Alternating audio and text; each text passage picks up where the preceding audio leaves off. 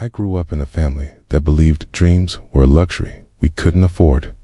My parents were factory workers, leaving home before dawn and coming back when the sky was already dark.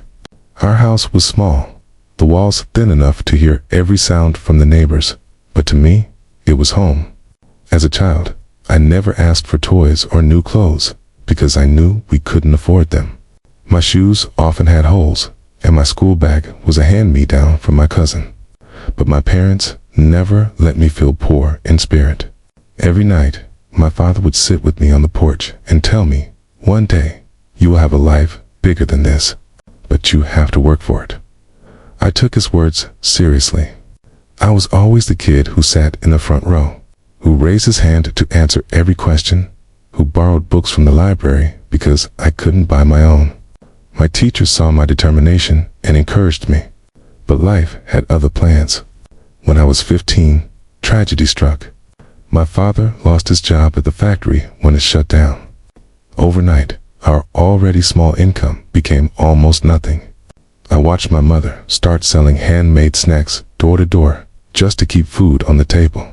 I wanted to quit school and find work, but my father refused. "You can't stop now," he said, looking me in the eye. "If you give up your education, you will be stuck here forever. Go study. I will figure out the rest." So I kept going. But it wasn't easy. I would attend school during the day and work in a small mechanic shop in the evenings to help with rent. My hands would be black with grease when I came home, but I would still open my books and study late into the night. There were times I wanted to give up. I remember one evening when I failed a math test because I had been too tired to study. I came home and cried in frustration. My father sat beside me and said something I will never forget. "Son, life will keep testing you.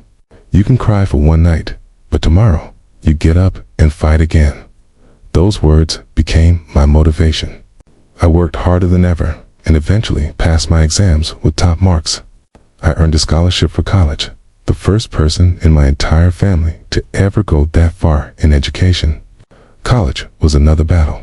I moved to the city, far from my parents, and lived in a small, shared hostel room.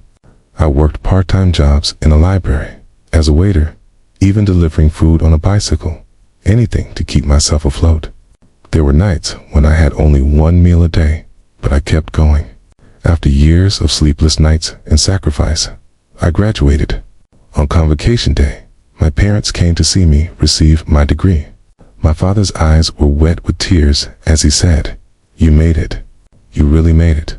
But I wasn't done yet. I got my first job in a software company.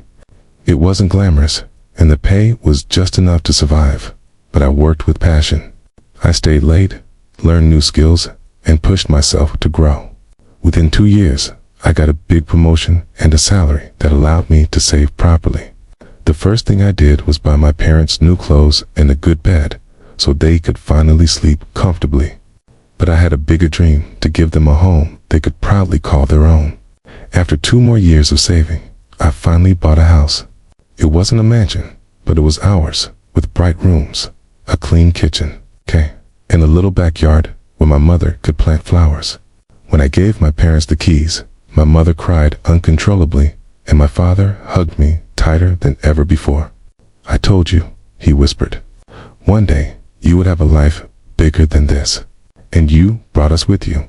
Today, whenever I sit with them in that backyard, drinking tea, I remember every struggle, every late night, every tear, and I smile because it was all worth it. This is what success means to me. Not the money, not the job title, not the degree, but the ability to give back to the people who sacrificed everything so I could reach where I am today.